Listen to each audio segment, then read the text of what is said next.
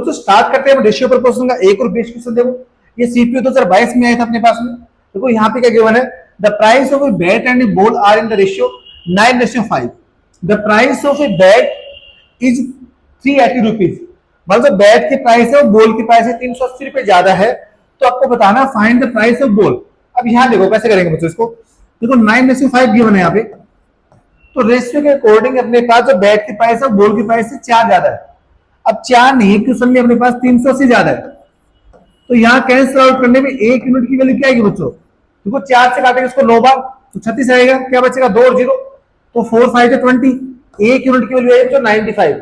तो बताने आपको 5 यूनिट की वैल्यू, क्योंकि बॉल की अपने पास क्या यूनिट है? 5 है। तो 5 से क्या करेंगे इसको बच्चों? मल्टीप्लाई कर देंगे। तो 5 5 25, तो 5 आएगा, और 5 9 45 और 2 475। तो option C is the right. ऐसे बच्चों नए कंसेप्ट सीखने के लिए आप हमारे चैनल मैथ्स बाय साइंस को लाइक शेयर और सब्सक्राइब करना ना भूलें। धन्यवाद।